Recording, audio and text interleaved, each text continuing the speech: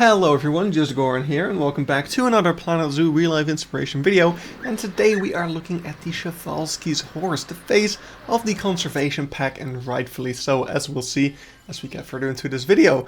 We've got a nice variety of habitats to look at today, including some really big ones, some really impactful ones. So why don't we get started at Safaripark Beekse Bergen over here in a nice car safari. As you can expect from a car safari enclosure, it is quite spacious, and the Przewalski's horses over here, a group of mares, shares this space with a breeding group of Bactrian camels.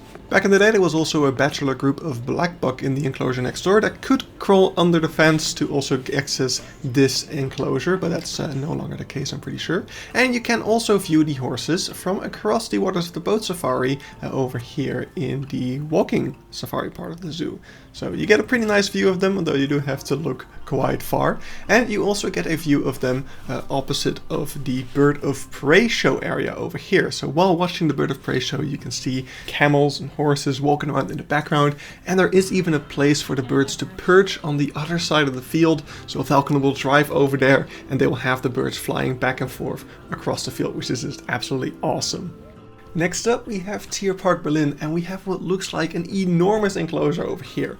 But it's deceiving a little bit because I was here so early in the morning there were no visitors walking around in the background, so you can't actually see where the enclosure ends as clearly. Walking around the enclosure though, there is also this little separate area over here, which is where I found the horses. I'm not sure if this stands in direct connection to the other enclosure we saw, or if there's like a separation area where they can keep two groups of horses separate from one another. But yeah, here you can see there is also a path on the other side to where we were standing before, so in between the groups of trees behind the horses, that's where we were standing before. And yeah, you can see the enclosure does end. Behind it is another enclosure for a different kind of wild horse that kind of blends in with one space when you're looking at it from the other side, which is really freaking cool.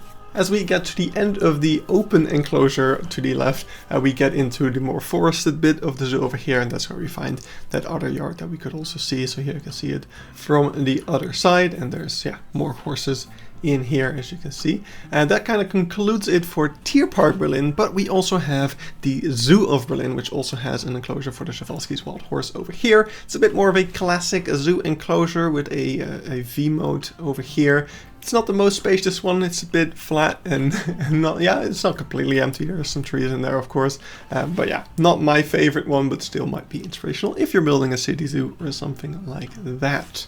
Then next up we have the Zoo of Brno, and we have this really cool Mongolian tent over here. But when we go inside, there's nothing inside, which I thought was a little bit of a pity. I also mentioned that in my Czech Republic zoo tier list video. But around the enclosure there is a lot more education to be found. There is also another one of these tents, and what I really like about that one is that it's actually the backstage for the horses. So that's just a really cool bit of theming. It's a bit far away from the guests, but still it creates a nice landscape. The landscape of this enclosure is also quite well done in my opinion, especially the way that the barrier over here just blends in with the ground in front of it is quite cool.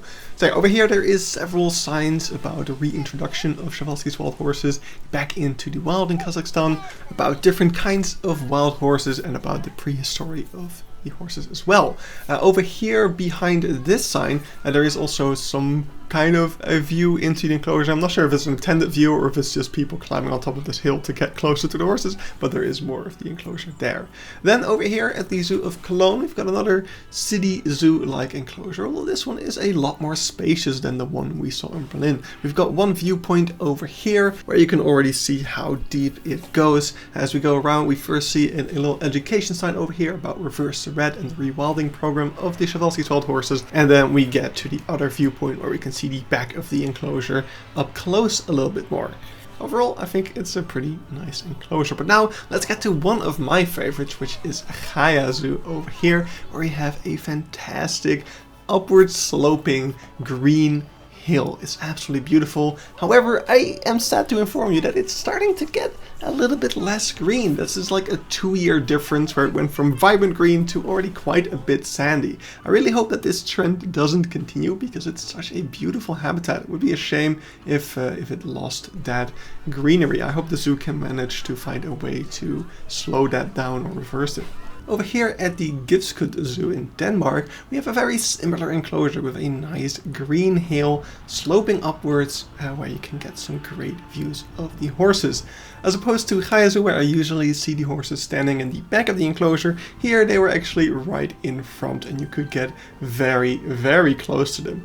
You even have this little outcropping over here that peeks into the enclosure a little bit, and here you can get so close you could almost touch them. There was also a youngster over there in the middle, which was really, really cute. But yeah, look at that enclosure. It's really, really quite striking if you ask me. I like this one a lot as well. Next up, we have the domain of the Caves of Hun. You might remember this one from the deer video. It's quite a memorable habitat, and if you haven't seen that video, you might be wondering, what habitat? Where's the habitat? Well, you're looking at it. This is the Przewalski's wild horse habitat. Look, you can see some dots in the distance. That's the wild horses. They have an absolutely incredible amount of space here. I think this enclosure is literally just the size of the entire Planet Zoo map. So maybe it's not the most convenient, but it is really awesome. And as you come down the hill over here, you can actually see that this is a walk-through enclosure. There's some warnings over here. Be careful for the free roaming animals over here. There's also the option to get onto a little safari truck if you don't want to walk all the way. Opposite of that, you get this amazing view of where the river enters the hillside and carves out the cave. That's the origin of the Caves of Hun, if you were interested about that. It's also just a beautiful landscape. But yeah, we didn't take the safari bus. I felt like walking, and it is quite a long walk all the way around the enclosure. And over here across the river, I could see a wild horse that had crossed the path, so they can actually get across here as well, which is interesting. But yeah, it's quite a walk. It's like 2 kilometers, I think, something along those lines. So definitely come prepared if you do want to do this. Or if you want to take it easy, you can always take that safari truck. But yeah, you do get some awesome views and really take in just how enormous this space is over here. There's also some of these tree huts that you can rent out, I'm pretty sure, and wake up with a view of this amazing place as well. But yeah, as you just keep on walking, there's so many great vistas like this one where you can get a wonderful overview of the whole space. That's pretty much all of them, to be honest. But here you can see that safari truck also going around, getting a bit closer to the animals, which are more in the center there. There's also this really cool sign over here that compares the animals to cave paintings of those same animals, which I think is really, really cool. I love that idea. And over here we have the badger burrow that I've shown in several videos now because I just love it so much. These aren't zoo-owned badgers, those are just wild badgers that decided to make a burrow in this very natural enclosure. Yeah, it's so amazing. I love the Caves of Hun. I really need to go back here at some point because it's so freaking cool. Moving on to something a little bit simpler, over here at Zoo Hluboká, we have just a very simple enclosure for the wild horses. I think the employees here told me that this was like one of their most recent additions, and I don't think the enclosure reflects that entirely. It doesn't look the most modern, to be honest, but yeah, it's a fine enclosure, I suppose. I like this one quite a bit better over here at Tierpark Oberwald in Karlsruhe. This is kind of an overflow zoo where animals that didn't fit in the actual zoo were put into this facility, which you can visit for free if you're in the area. It's a zoo, a free zoo in the middle of the forest with a bunch of pretty cool animals, like the wild horse, obviously. And yeah, the enclosures here are pretty nice as well. They're a bit flat, but they do use the natural environment of the forest to their advantage, I would say. So yeah, pretty good stuff. Let's move to Tiergarten Kleve over here. And this is a pretty interesting zoo because in this zoo at the entrance you can buy some food for animals, and as long as there's no sign saying you can't feed an animal, you are allowed to feed them. So in this case, for the Przewalski's wild horses, there's no sign telling you cannot feed them, so I decided to feed them a little bit, and that was really, really awesome. I never thought I'd get the opportunity to do something like that. Not sure if I fully agree with it, not sure if it's the best practice, but hey, I'm not going to turn down an opportunity like that, of course. Now, sadly, when I was here, I had to look after some children, so I didn't get a great chance to film the rest of the enclosure, so apologies for that, but hope you still found that a little bit interesting. And next up over here, we are at Knuthenborg Safaripark, and we are in the back of the zoo, where you get this great view of the sea, but more importantly, on the other side of that is the Przewalski's wild horse habitat over here. Now, as you can see in the back, this is a huge space, but sadly the horses only have access to a small part in the back over here. So the rest of the space is a drive-through enclosure for camels and I think also wild water buffalo, but the horses are confined to a back area here. Still not a bad area at all. They have quite a large enclosure, and from this part of the car safari you still get a nice look at them, as you can see over there. So nothing wrong with that. Then next up we have Zoo Leipzig over here, and this is one of the more older enclosures in the Zoo of Leipzig. I'm pretty sure it's definitely not a bad one by any means, but it does stick out as not being completely in line with the rest of the zoo, if you ask me. I'm pretty sure the zoo is planning to do something else with this area, so I'm not sure what the future of the Przewalski's wild horse at Leipzig is. On the master plan of the zoo, I can tell this area is going to be used for Asian islands. So this body of water over here, which is also adjacent to the Przewalski's wild horse enclosure, as you can see over here, is going to be turned into some islands for Asian monkeys and things like that. So yeah, not sure what that means for the wild horses. Still, it's a quite nice enclosure for the time being.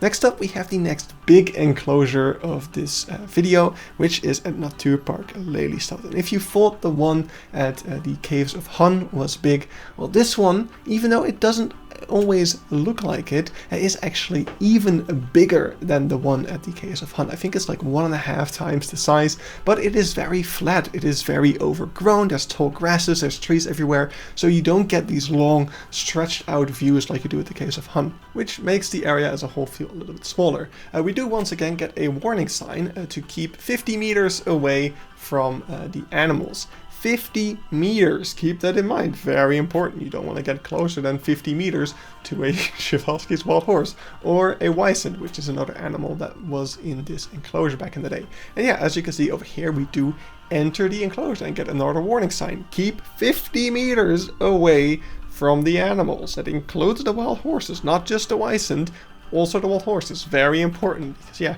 we are entering their living space. It's super dangerous. Yeah, as you can see, yeah, we are in another walk through Przewalski's wild horse enclosure, I guess you could say. We are at a little bit of an elevation compared to the rest of the enclosure, I guess to discourage the animals from crossing the path.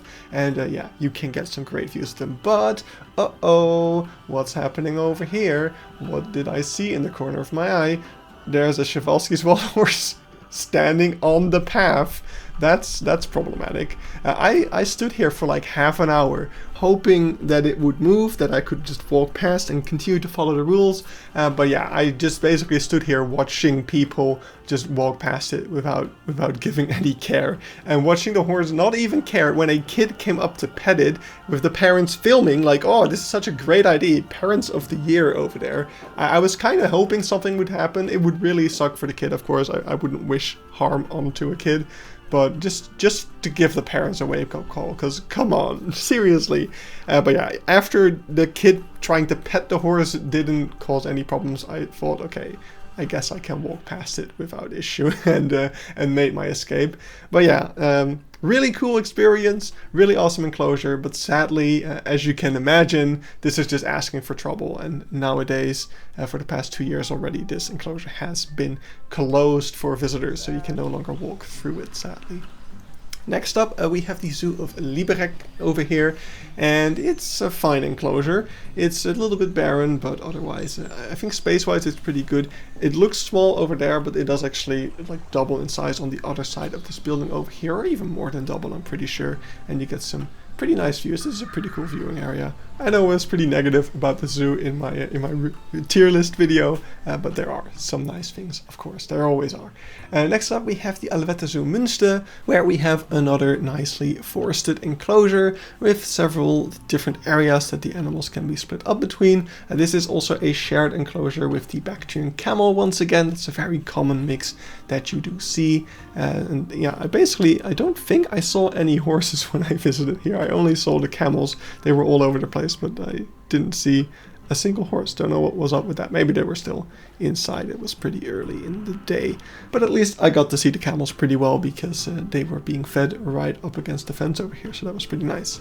Next up at the Zoo Planckendael, we have another really nice enclosure. This one gives me the same vibes as the one at GaiaZoo and such, although without the hill sloping upness. It's a bit more of a flat feel, which also fits quite well with the Przewalski's wild horse's natural habitat, I would say. It's a little bit barren, but I do really like this one. You get some great views of the horses, and yeah, it's simple but effective, I guess. So yeah, that's it for Planckendael. Next up we have Prague Zoo, and we are taking this ski lift up the hillside, and as we exit the ski lift, the first animal that we see is the Przewalski's wild horse over here. Now Prague Zoo is quite special because they are the coordinator of the breeding program of the Przewalski's wild horse here in Europe, and that gives them a very important role because that means they're also very actively involved in the reintroduction programs of releasing the Przewalski's wild horses into the wild. As you can see, as we enter this Mongolian tent over here, there's a whole story about how the reintroduction of the horses went, all the steps that they took, loading them onto the planes, flying them out to Kazakhstan, and yeah, releasing them into the wild. It's so awesome that this is actually being done. Zoos from all over Europe are collaborating in this effort. For instance, last year, several zoos sent their horses to Tierpark Berlin, where they were gathered and sent to Kazakhstan. That included a mare from the Beekse Bergen, which was really, really cool. And this year, even more horses were sent out by the Prague Zoo. So they're actively doing this regularly, which is just so freaking cool. And yeah, this room over here, which represents the natural habitat and also smaller animals that can be found in that natural habitat, which is also really awesome. But once again, also gives more information about these reintroduction programs. As you can see over here, this is the plane that transports the horses out to Kazakhstan, where they can be soft released. So first they will be put into an enclosed area where they can still be monitored, whether they are behaving properly and ready to be released, and then they get fully released into the wild. As you can see over here, by the way, we do get more views of the enclosure from downhill as well. Well, not really downhill, we are still on top of that hill that the chairlift took us up, but yeah, down the enclosure, and yeah, we get some awesome views right here. I really like this enclosure. It's simple but effective, and it really tries to reflect the natural habitat of these animals, which is super, super cool. Last thing over here is that there's also a nice statue, which is just also really cool. Then over here we are at the last zoo of the video, the Skandinavisk Dyrepark. This is the Scandinavian Animal Park in Denmark, and right after we come in through the entrance building over there, we have this enclosure for the Przewalski's wild horse. And later on in the day they were actually outside and I could see them in the enclosure, which was also nice. The enclosure is a big field, as you can see. It actually goes around in an L shape all the way around the parking lot of the zoo as well, but there's like fences there blocking the view so you can't see that, but it is actually a lot bigger than what you could see in the video, so that's really awesome right there. But yeah, that's it. Those are all the Przewalski's wild horse habitats that I've seen. Hope you enjoyed and got some Przewalski's wild horse inspiration. By the way, I didn't mention it, but have you ever thought about the fact that Przewalski has the word cheval, which is French for horse, in the name? So it's like a Horski's horse, except that Przewalski is the name of a scientist, so it doesn't have, it's a pure coincidence, but I think it's funny. Anyway, thanks for watching, bye!